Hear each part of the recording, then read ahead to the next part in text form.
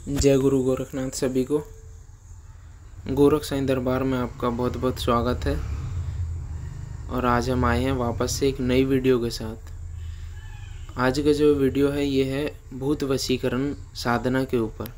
ये भूत को प्रत्यक्ष सिद्ध करने के ऊपर उसकी साधना से संबंधित ये वीडियो है। आज की बबूल के पेड़ की साधना है ये। जब आप ये साधना कर लेते हो तो जो साधक इसकी साधना करता है इस भूत की प्रत्यक्ष में, ये 40 दिन की साधना है। 40 दिन के अंदर अंदर ये भूत प्रत्यक्ष आके साधक को दर्शन देता है और उससे बातचीत करके उसे वचन देता है। तो जब एक साधक एक बार इस भूत को प्रत्यक्ष करके उसे वचन ले लेता है तो वो इतना सक्षम हो जाता है कि वो षट कर्म कर सकता है, यानी कि मारन, मोहन, विद्वेषण, उच्चाटन, मोहिनी, वशीकरण, किसी को भी बस उससे भूत से प्रत्यक्ष आने के बाद वचन वगैरह ले ले और जो भी वह भोग प्रसाद बताए। अगर आप सात्विक पद्धति से हो, अगर आप ये तामसिक पे नहीं चलते तो उससे बोल देना पहले कि सात्विक में मैं भोग दे सकता हूँ केवल तुम्हारा, तामसिक में नहीं दूंगा।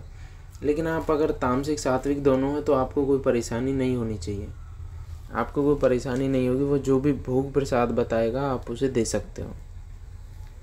तो इसकी साधना के विषय में मैं आपको बताऊं।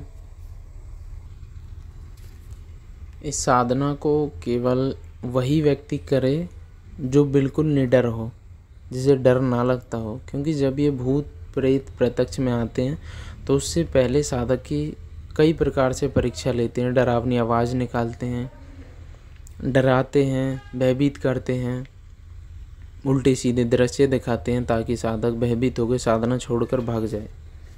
लेकिन जैसे ही साधक वहाँ से भागता है तो उसकी साधना खंडित हो जाती है और फिर वो दोबारा जीवन में उस साधना को दोबारा नहीं कर सकता। तो इसीलिए सबसे पहले जो भी व्यक्ति ये साधना करे वो एक अच्छे गुरु से दीक्षित होना चाहिए। क्योंकि अगर आगे कभी भी भविष्य में शिष्य के ऊपर कोई परेशानी आती है तो गुरु ही उसको ठीक करता है। तो इसीलिए एक गुरु का होना बहुत आवश्यक है। और गुरु भी अपने आप में पूर्ण होना चाहिए जो अपनी और दूसरे की सुरक्षा कर सके। जब आप किसी गुरु से दीक्षित हों तभी आप ये साधना करें। और दूसरा, आपको बिल्कुल निडर होना ज़रूरी है, तभी आप ये साधना करें। और इस साधना की मैं आपको जानकारी बता दूं पूरा। ये महीने में एक मूल नक्षत्र आता है, ठीक है। आप किसी पंडित से, पुजारी से, या फिर एक पंचांग करके किताब आती है और कैलेंडर आता है, तो उस पंचांग में किसी पंडित से पूछ सकते हो कि महीने में मूल नक्षत्र कब से स्टार्ट हो रहा है, कब से शुरू हो रहा है। तब से आप इस साधना को शुरू कर सकते हो। आपको क्या करना है, लगभग 10 साल से ज़्यादा पुराना एक बबूल का पेड़ होना चाहिए किसी सुनसान जगह में। 10 साल से ज़्यादा ही होना चाहिए। 15 हो, 20 साल हो या और पुराना हो तो बहुत अच्छी बात है, लेकिन 10 साल से ज़्यादा ही होना चाहिए। आपको मूल नक्षत्र में जाना है और उस पेड़ के नीचे आपको चौका लगाना है गाय के गोबर से, और वहाँ पर गंगा जल छिड़कना है। चौका लगाकर अपने बैठने के लिए स्थान साफ़ कर लेना है पूरा। वहाँ पर गाय के गोबर से चौका लगाएं, थोड़ा इधर उधर सफाई कर दें आसपास में। उसके बाद आप ये साधना करें। वैसे तो ये साधना बहुत हल्की है, लेकिन उसके लिए हल्की है जो बिल्कुल निडर है। लेकिन जो डरता है वो ये साधना ना करे तो ये अच्छा है, क्योंकि इसमें बहुत खतरनाक अनुभव होते हैं। तो बताऊँ आपको, मूल नक्षत्र में आपको चौका वौका लगा के पूरी जगह साफ़ कर लेनी है और उसकी जड़ में आपको पानी डालना है। रात को 12 बजे वहाँ जाएं, पेड़ को प्रणाम करें, अगरबत्ती लगाएं और उसकी जड़ में पानी डालें।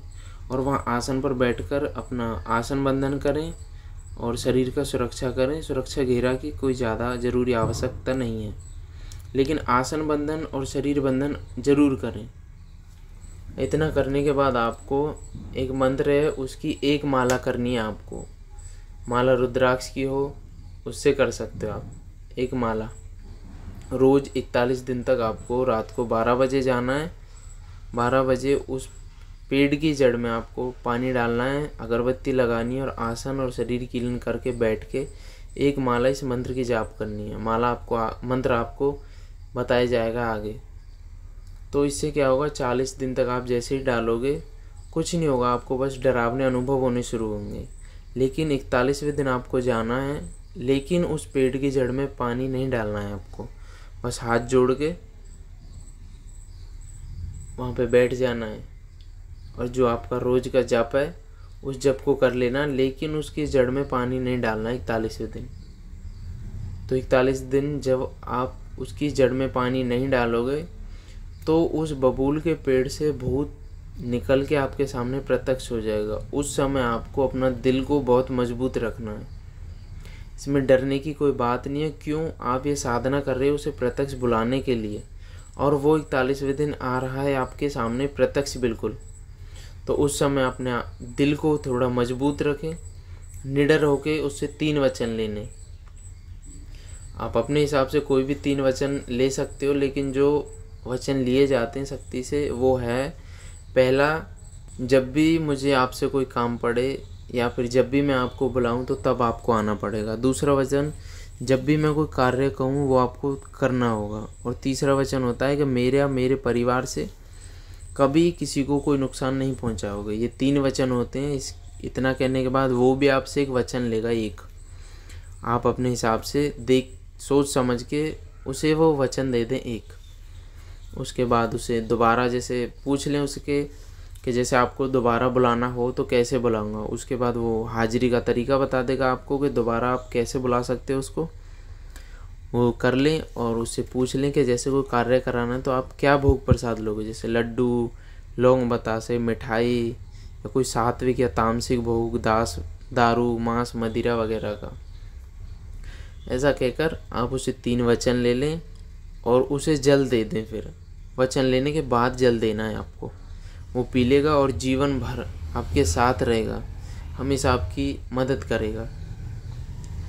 जो भी आप उससे कार्य बोलोगे वो कार्य करेगा, जो पूछोगे वो चीज़ आपको बताएगा, आपको हमेशा संकटों से बचाएगा। लेकिन आपको कभी भी उसे दिया हुआ वचन नहीं तोड़ना है जो आपने उसे दिया हो। और मैं बताऊं, ये अघोरी विद्या है, इसे बहुत सोच समझ के करें और गुरु के सानिध्य में ही करें। ये नहीं है किसी ने भी वीडियो देखा और पानी लेके चल दिए साधना करने के लिए। इसमें सबसे पहले आपको दीक्षित होना ज़रूरी है अच्छे गुरु से।